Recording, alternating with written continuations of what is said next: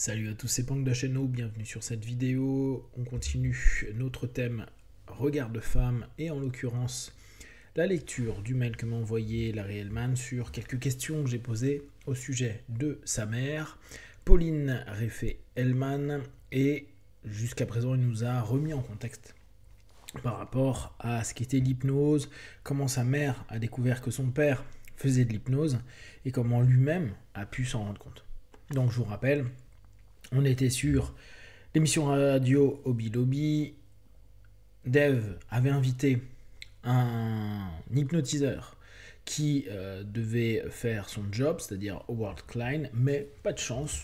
Ce jour-là, les personnes qui étaient sur place n'ont pas été très réceptives et à ce moment-là, Dev a pris le relais.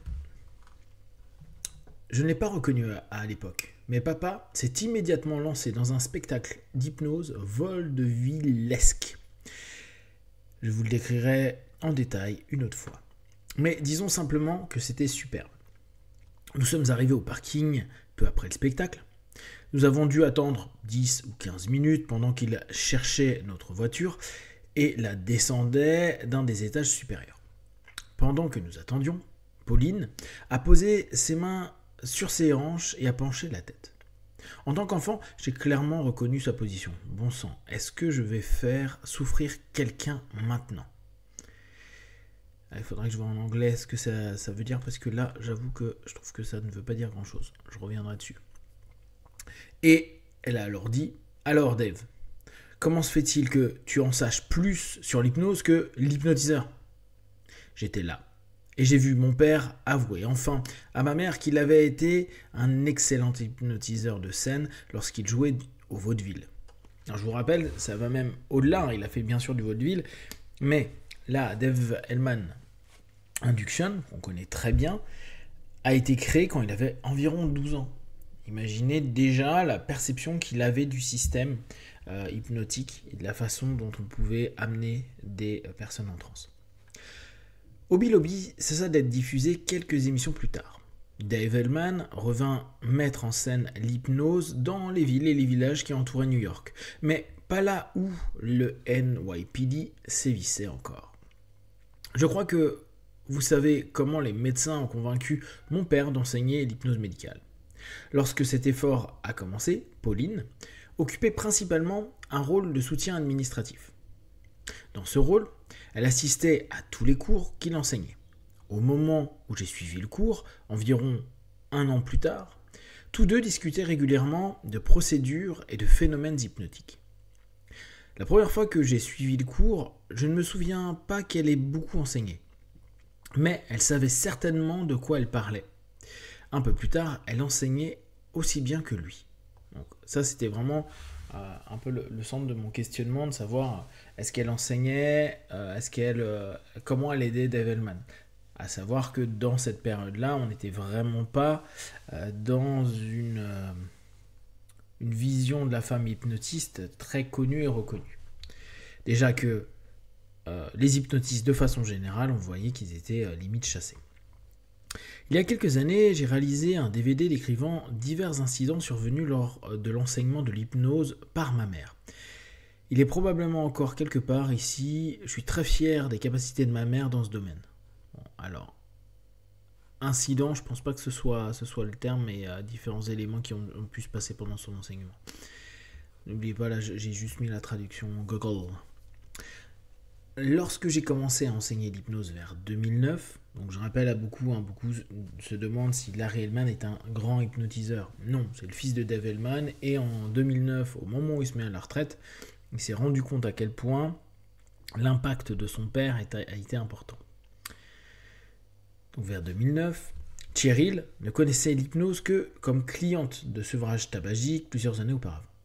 Au moment où j'enseignais depuis un an ou deux, et alors qu'elle suivait en même temps un cours de certification NGH sous la direction de Sean Michael Andrews, Sean Michael Andrews que vous retrouverez à la convention d'hypnose moderne qu'on vous propose en avril, si vous voulez le rencontrer.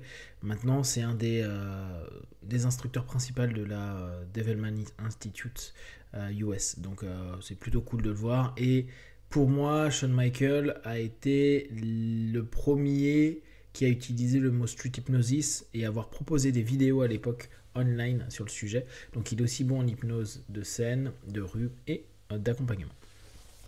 Cheryl suivait les traces de Pauline. Elle a tenu à téléphoner à Denise, Maggie et plusieurs autres hypnotiseuses de Floride pour obtenir des conseils et des indications. Donc ce qui est cool, c'est que Cheryl, la femme de Larry, elle s'est beaucoup passionnée à l'hypnose et elle très facilement, elle s'est fait une communauté féminine, ce qui est vraiment, vraiment cool. Aujourd'hui, Cheryl est une meilleure hypnotiseuse que moi. Je prends plaisir à comparer les deux femmes de ma vie qui sont toutes deux d'excellentes hypnotiseurs. Ce DVD manquant contient des récits, des réalisations des deux femmes. J'aimerais bien le trouver, j'aimerais bien qu'il le retrouve en l'occurrence.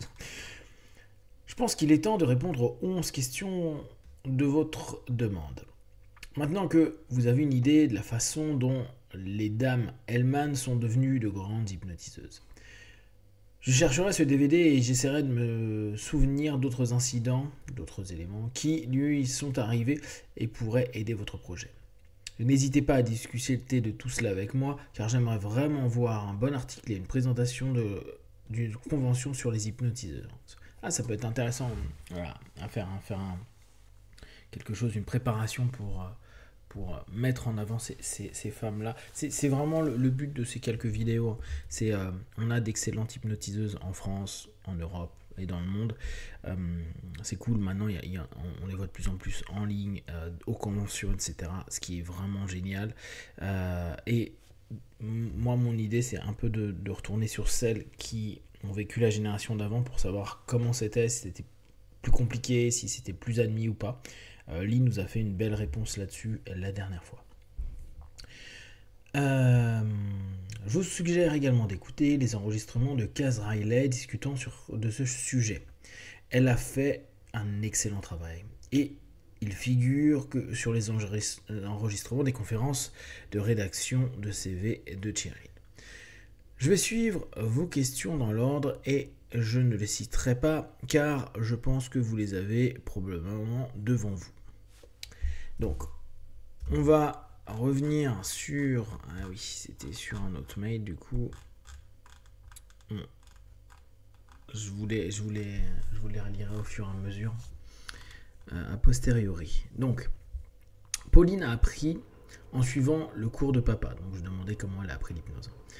En étant présente dans de nombreuses discussions avec les étudiants, lors des collations de fin de soirée, après les cours, et en aidant papa à éditer ses documents, ses manuels d'instruction et son livre.